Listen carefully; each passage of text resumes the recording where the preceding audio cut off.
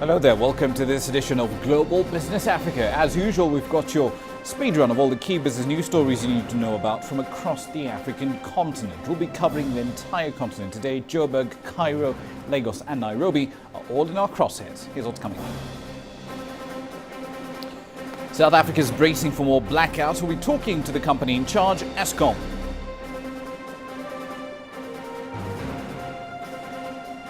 There's still no end in sight to falling oil prices, and African currencies, at least for oil producers, are following suit. And the International Bank of Somalia is banking on reviving the country's agricultural sector to power the recovery.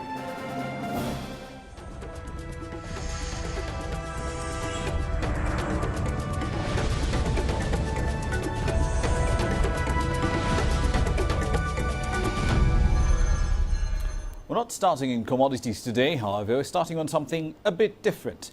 You see, as the rest of the world commemorated the International Anti-Corruption Day, Uganda launched a 5-year plan to combat the vice, which is affecting operations in the country. The strategy launched by the government provides a national framework to guide policies, programs and the activities of various government ministries in fighting and eliminating corruption. Enormous amounts of state resources have been lost in shady public works or dubious deals carried out by alleged government officials.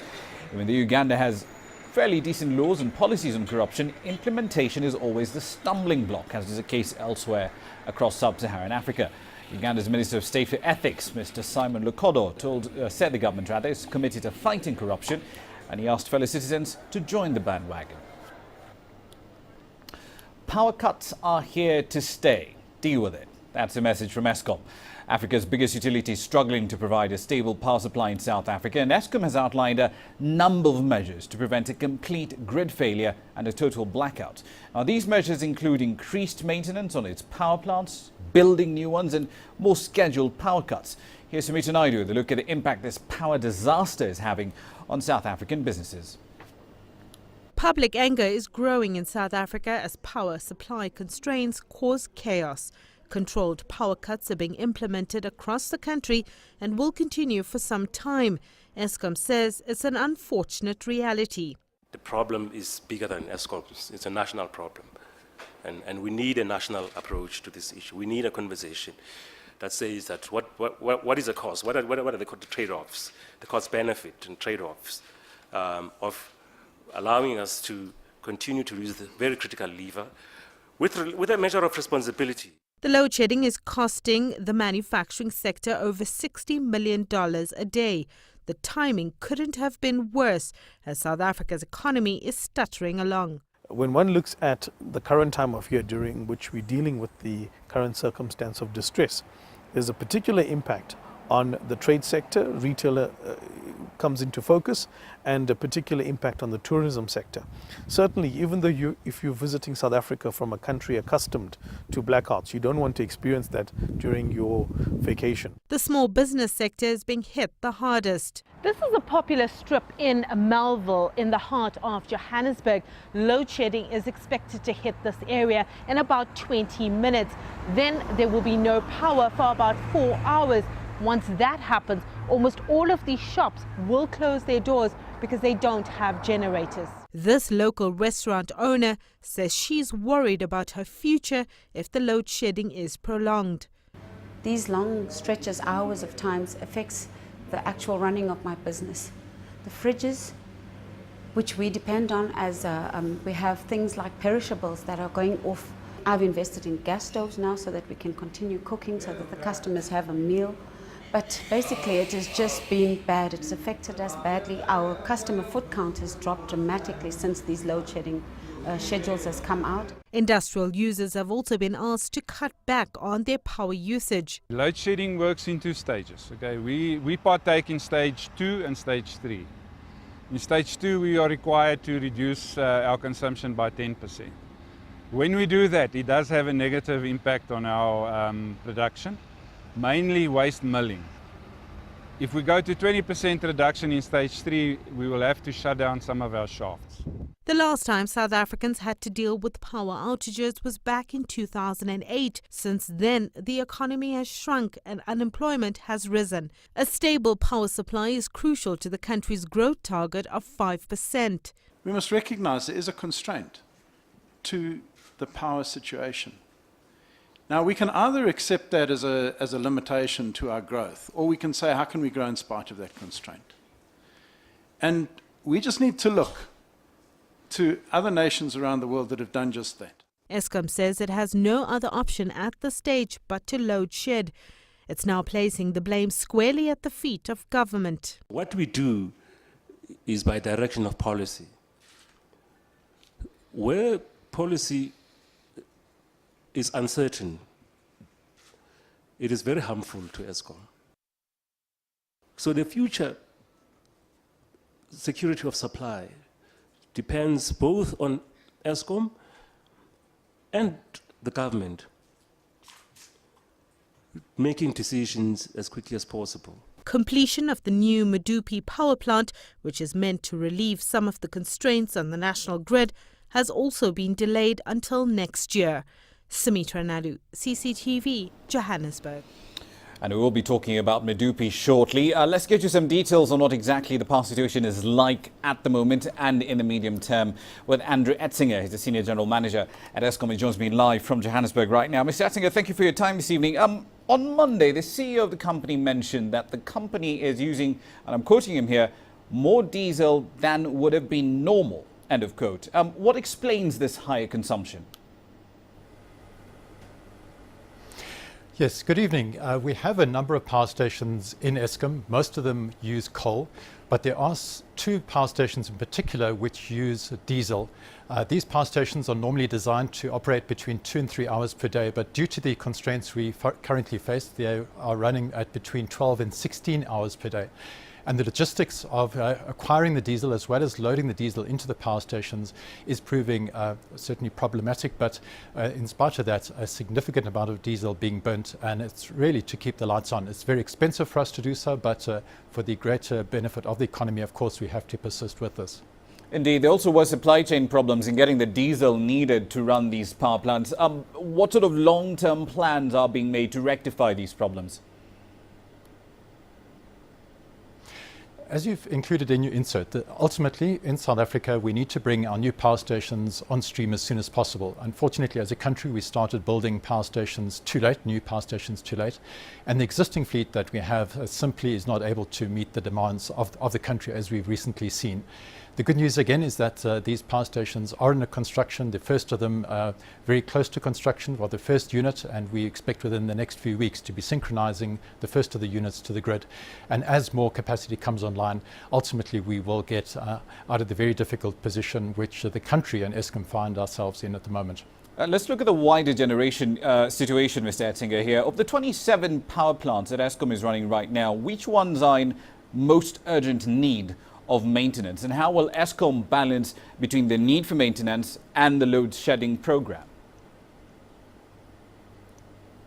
Certainly, that is a big dilemma. We have in the Eskom fleet, firstly, one nuclear power station, which is extremely well maintained, so no need to do any work there. The balance of our power stations, bearing in mind that South Africa is a very dry country, we don't have indigenous gas reserves, so the bulk of our power stations are coal-fired power stations, and these are power stations which have served Eskom and the country very well over many years, but they are unfortunately, on average, older than 30 years. They're in need of refurbishment, they're in need of maintenance.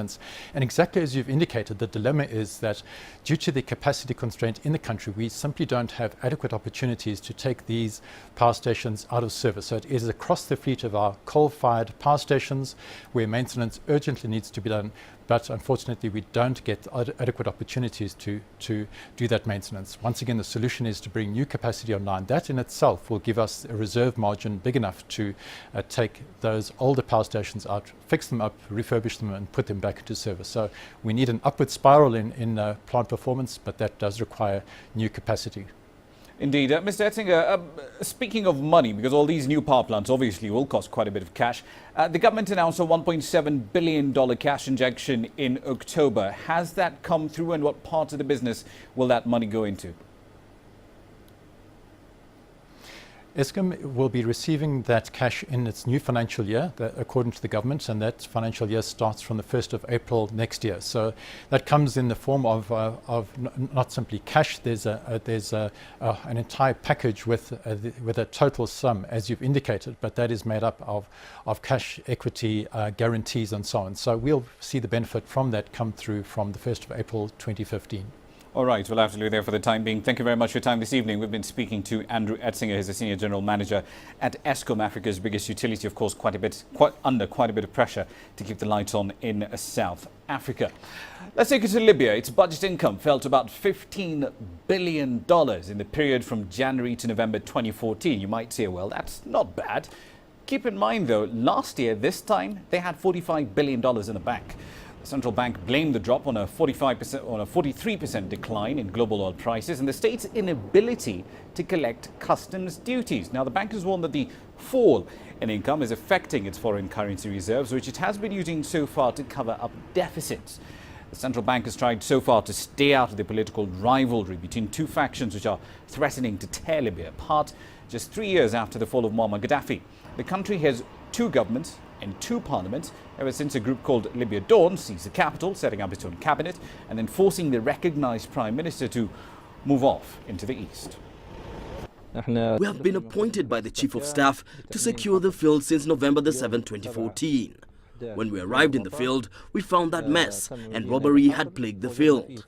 Thanks to the efforts of the young men residing in the area, we managed to bring back around 80% of the cars and secure the field. During the evening shift, the pipe located in Rihanna area was shut down by rivals from Zintan. The current situation of the field is excellent, and a number of companies have contacted us asking us to secure some areas that witness exploration for the fields and secure areas where their companies are located. Now then, speaking of oil benchmark, crude prices have continued to fall, this time to about 5-year lows of $65.29 a barrel early on Tuesday. Those numbers did change a little later. We'll explain that in a moment. But still, that was the lowest level for Brent crude since September 2009. They did, however, later on rebound about $66 a barrel. Now, supply gut from US shale and weak demand from China and the EU, all of these have combined to push oil prices lower by over 40%. Since June, oil dealers say supply and demand will continue to set the price for the commodity in coming months. Adding to the commodities woes in general, OPEC members, as you will recall, refused to lower their output target from its current figure of 30 million barrels a day in a meeting on the 27th of November. Now, of course, we've covered the fall in benchmark crude prices extensively on this program. Tonight, however, we're going to be taking a look at the effect this is having on producers' currencies and their fiscal health as well. Miriam Bema joins us for that live from London. Miriam, we do know that exploration firms like Tullow Oil and Africa Oil are all cutting back on their planned spending on exploration. At what price, however, does all exploration in Africa become non-viable? Is it $60 a barrel or less? Well, Rama, for now, many oil giants have confirmed long-term commitment in projects and explorations. In fact, Tullow, a major regional player, said that short-term variations in oil prices would not cast a shadow over projects that may last for decades. Others are worried about cutting operational costs if prices continue to stay under $70 a barrel, and that's the key point. Analysts are worried that share prices in the exploration sector are under pressure.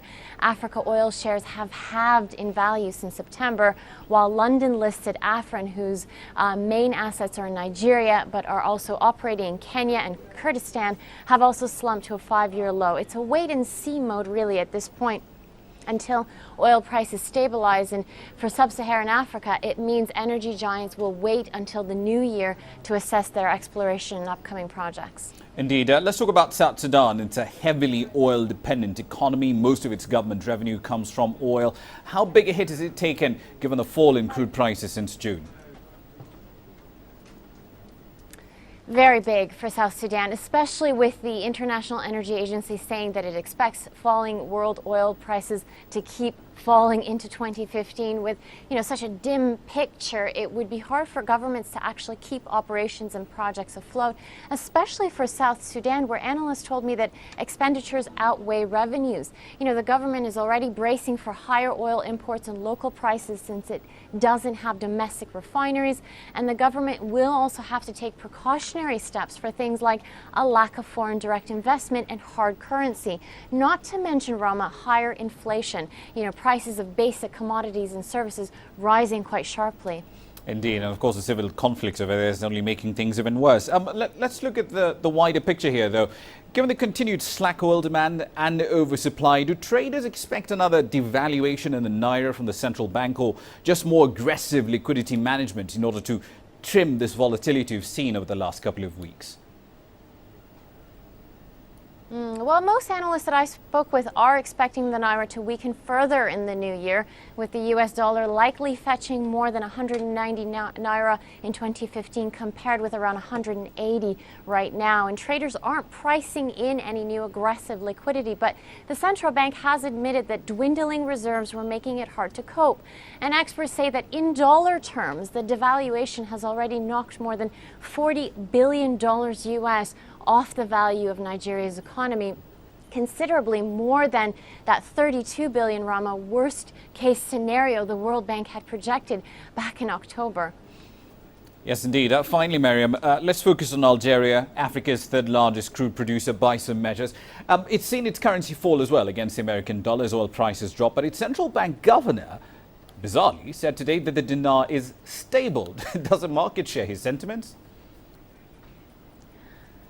No, absolutely not. Many experts told me they don't believe Algeria is prepared to withstand lower oil prices. They're not quite sure why officials are taking that position, despite Algerian state oil company Sonatrach saying that it won't cut back spending on its next 5 years of planning. The common thought is that it cannot maintain its current levels. Let's also not forget that investment laws are quite strict in the country, prohibiting a larger flow of foreign money into new projects. And analysts say that if the government wants to embark on new explorations and commercial exploitation of shale gas in the next 10 years, it will have to maintain its foreign exchange reserves, which is at about $195 billion, especially since natural gas and oil account for 96% of exports and 40% of its GDP. Indeed, a journey through a fantasy and reality there in the commodities market with Miriam Bemard in London. Thank you for that. A quick run through equity markets here for you. A day of straight red numbers across the board. The largest losses on the day in percentage terms coming from South Africa. The all-share index there down by over 1.5%. The EGX also pairing its gains, and the NSE 20 down by about a third.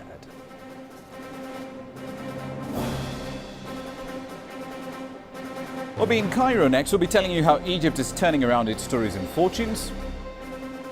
And we'll be sampling reactions in Zimbabwe, given the introduction of new coins. Stay on CCTV.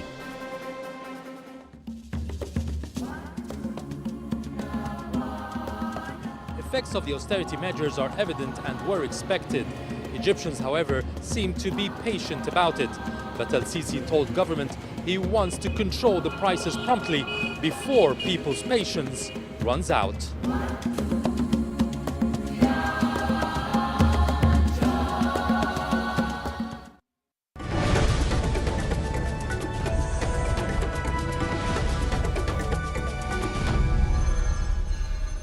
Welcome back to the program. You're still watching Global Business Africa. Here's a positive story for you. Don't have enough of these on the program of late. Egypt's tourism revenues, they went up in the third quarter of 2014, and that, for some at least, does indicate that the reforms, perhaps, in the sector are working. The sector's revenues, as you might recall, did nosedive quite a bit, given protests in 2011 that eventually led to the ouster of Hosni Mubarak. But now it's showing signs of revival, as Adel Mahrouki reports. Miraculous numbers. That's what many here in Egypt have described the increase in tourism revenues in Q3 this year. The Egyptian Central Agency for Public Mobilization and Statistics report indicates that tourism revenues increased by 112%, nearly reaching $300 million. Tourists visiting Egypt increased by over 70% in the quarter and by 193.5% in September alone. But some travel agents say the numbers must not be taken seriously. The last quarter of 2013, 13th of August, after the events of Rabat, there was a ban on Egypt from 26 countries in Europe, which means that we had most of the clients that were used to coming in 2013 stop coming. In 2014, there was no ban, so the number of clients increased, of course. So we are talking about increasing from 0 clients to a big number. Around 75% more Europeans came to Egypt this quarter, yet many tourism agencies are still stumbling financially. They say most of that increase came in tourists visiting the Red Sea resorts. But in the same time, this client going to the beach spend a lot less money than the client going to Cairo, Luxor and Aswan. The beaches has the formula of all-inclusive, which means that the client has bought food, drinks, everything before coming, so his packet is completely, and he does not move a lot from the hotel. The client going Cairo, Luxor and Aswan is the higher category of the client, did not take a all-inclusive, so he moves around, he go to shops, he is a client that we need. I think Cairo, Luxor, Aswan is maybe 5% of what we had in 2010. Already more tourist buses could be seen in Cairo during the third quarter. Hotspots, as the Egyptian Museum, have seen some entry queues, a sight that was absent for years. Security is still the key to maintain a steady tourism industry. It has significantly increased since President Abdel Fattah al-Sisi was elected, but it's still not enough to revive the entire industry. The Tourism Ministry says it aims to bring back the peak rates of 2010 next year. Adel Mahroui, CCTV, Cairo. Let's head over to Zimbabwe, this time for some economic news. Locals are speculating that the recently introduced bond coins could usher in the return of the Zimbabwean dollar. See, the country stopped using its own currency in 2008 after a fairly brutal and chronic bout of hyperinflation. Jane Kerr takes up the story. The bond coins are in denominations of 1, 5, 10 and 25 cents, and their value is at par with US cents. Reserve Bank of Zimbabwe unveiled the coins to facilitate divisibility when using foreign currency such as the US dollar. The purpose of, therefore, this press conference is to unveil the bond coins to the public in line with an announcement that we did in 2014 in the Mandela Post Statement. The bank will concurrently with introduction of the bond coins import coins worth 30 million rand to improve availability of small denominations. Lack of coins in small denominations has forced consumers in the country to take sweets or vouchers which are only redeemable at similar outlets. Residents in the capital, Harare, said the coins will bring some form of relief. Yes, in some quarters, people are seeing it as a move or a ploy to try to test the market, in trying to test whether it's possible to reintroduce the Zimbabwean dollar. But personally, I want to believe that it's not the right time. The Treasury boss, the President of Zimbabwe, and even different stakeholders are quite very aware that without achieving what we consider to be macroeconomic convergence, Zimbabwe is in any sense not prepared somehow to present or to bring any currency of its own at this hour. The Zimbabwe Reserve Bank has reiterated that the US dollar will remain the country's main currency, even as it develops sufficient productive capacity and fundamentals required for hosting its own currency. Jane Kale, CCTV. Now, even of course, as equity markets across Africa post losses, commodities are quite the opposite. Gains across the board, as I mentioned a little earlier in the bulletin. Crude oil receiving quite a bit of a bounce. Brent crude up to about $66 a barrel in trading.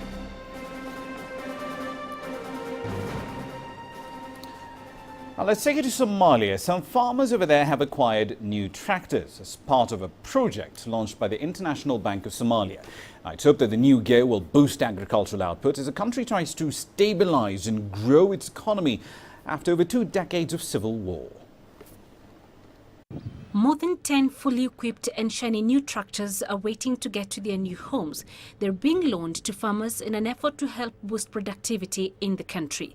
The International Bank of Somalia, IBS, is at the helm of the scheme to offer up these tractors on a medium-term agreement. And the selection criteria isn't as hard as you'd think, says the bank's chief executive, Hassan Yusuf. As long as the farmers can prove some kind of collateral, they are eligible. They then consider each and every farmer's financial capability. This modern way of farming has been out of the question for the last 2 decades, when the last operating commercial banks collapsed along with the regime of President Siad Barre in 1991. It wasn't until 2012 that stability was restored to the country, along with the Western-backed government, though almost 20 years of war has left its toll. Now the IBS says it wants to help put the country back on track, and food security is at the top of the agenda. You know, in what's happening in the Gulf country and around the world, something called food security in the Gulf country. Many countries like Saudi Arabia, they are financing agriculture outside of the country. So Somalia is well known in its farms, in this agriculture sector, and we want to market that area. Yusuf says there's demand there. There's a demand and there's a supply now available in Somalia. With the increase of stability in Somalia, that shows there's a huge interest from outside. Our clients from outside, they are asking us to finance the product that they are going to get from Somalia. The initiative has surprised locals like Abdinur Ahmed, a farmer from the Lower Shabelle region. I would have never expected to see banks offering such services again. It's a process that is worth its weight in gold, so we welcome it. In the past, entrepreneurial farmers would hire out their tractors to those in need for sometimes as much as $30 an hour. Penina Karibe, CCTV. Right then, currencies here for you. Pretty much the same story you've been looking at across the board for the last couple of weeks. Weakness in the Naira, weakness in the Rand. Of interest, however, some macro data coming out of Kenya. Its budget data for next year is out. It plans to increase spending in the next fiscal year to about $20.5 billion, which is roughly 1.89 trillion shillings or so. The thing is, though, these numbers rarely, if ever, are hit. Here's what we're working on for tomorrow's program. We will be in Egypt. The Al Ismailia group over there does buy up old and neglected properties and plans to restore downtown Cairo. Should be an interesting episode of the program. And as Africa, of course, gears up for a continental free trade area, not everyone is happy or excited for this. We'll be sampling some of their views and presenting the contrarian arguments right here on the program. That's it for this edition of Global Business. Send your feedback on the program. We always like to see what you think about what we do around here. Global Business Africa at cctv.com is the email address. And of course, when you're not on air, Facebook and Twitter are your ports of call. We'll see you in the next 23 hours. Thank you for watching. I'm Ramanya.